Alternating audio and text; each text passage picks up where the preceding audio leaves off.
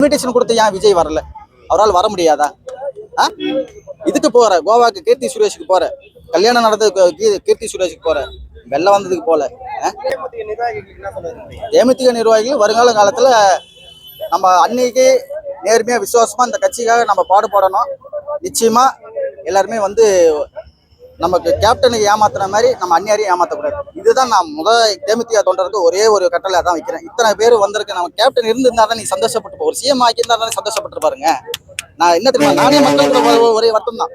ஏன்னா மக்கள் வந்து அவர் என்ன தெரியுமா, அவர் வந்து அவருக்கு ஏன் போடணும், அவரை சிஎம் ஆக்கியிருந்தான்னு வச்சுக்கேன். இன்னைக்கு வந்து அவர் ஒரே வார்த்தை தான் சொன்னார், மக்கள் தந்த தட்டுல வச்சு தாளாட்டிருப்பாருங்க, தங்க தட்டுல வச்சு தாளாட்டிருப்பாரு மக்களை. மக்கள்னு சொன்னாரு பாருங்க. மக்கள் வெள்ளத்திலே அன்னைக்கு பாத்தீங்கன்னா மிதண்டு போறாருங்க. இந்த பிரிட்ஜ் பாத்தீங்கன்னா பிரிட்ஜே சம்பிச்சிச்சு 28 போன வருஷம். அந்த மாதிரி எந்த தலைவருக்கும் கிடையாதுங்க. நான் ஒரே வார்த்தை சொல்றேன், போன கலைஞருக்கு கூட கிடையாது. எம்ஜிஆருக்கு அடுத்து இவர் கூட்டம். அதுதான் நான் சொல்ல வரேன். அதுதான் வருங்கால காலம் பதில் சொல்லுவோம். எங்க கேப்டன் அதே மாதிரி பாத்தீங்கன்னா விருதுநகர் வந்து அவரு நம்ம தம்பி ஜெயிச்சிட்டார். அது வந்து இவங்க வந்து ஏதோ சூழ்ச்சியால அது வந்து வேற மாதிரி நடந்துருது. இன்னைக்கு வந்து அவர் ஜெயிச்சிட்டாருன்னு அறிவிச்சிட்டாருன்னு வச்சுக்கலாம். அவருக்கு கலெக்டருக்கு ப்ரெஷர் வந்து போச்சு. 4000 ஓட்டுங்க, ரீடிங்ல இருக்காரு, வராரு ரீடிங்ல இருக்காரு. அப்புறம் தோல்வி எப்படி வரும்? அப்ப அங்க என்ன நடக்குது? 19 தொகுதி நீ வேணாம், ஒரு சின்ன பையன் தானே ஜெயிச்சாருன்னா, எங்க அண்ணியர் கேட்கற போது நான் கேட்கறோம், நாங்க ஒரு தொண்டர் தான். எங்க அண்ணியர் அதான் கேட்டாங்க, ஒரு சின்ன பையன் ஜெயிச்சுட்டு எம்பி டெல்லிக்கு போகக்கூடாது, எங்க கேப்டன் பிரபாரம் ஏன் போகக்கூடாது டெல்லிக்கு? அதுதான்.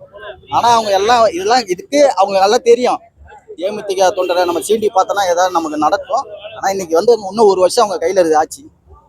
இந்த மழை வெள்ளத்துல கூட 2000 யாருக்கும் போல. தேமுதிக கூட்டணியில 2024 யாரெல்லாம் வருவான்னு நினைக்கிறீங்க? சார், தேமுதிக கூட்டணியில யாரெல்லாம் வருவான்னு நினைக்கிறீங்க?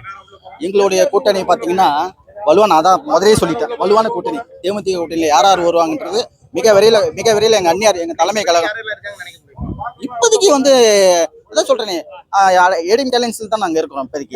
ஏடிஎம்கே அப்புறம் பார்த்தீங்கன்னா ஒரு சில கட்சிலாம் இருக்குது, அதை நம்ம சொல்ல விருப்பப்படலை. மீதியெல்லாம் வந்து வரத்துக்கு வாய்ப்பு இருக்குது. அது வந்து இன்னும் ஒரு வருஷம் இருக்குது. இந்த ஒரு வருஷம் யார் வருவாங்க, இன்னும் இவங்களுக்குள்ளேயே வந்து பார்த்தீங்கன்னா இன்னும் சேர வேண்டிய நிறைய பேர் இருக்காங்க.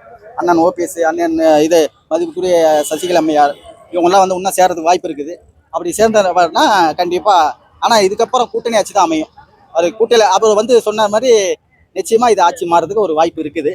அது மிக காலம் பதில் சொல்லும். Okay, thank you sir.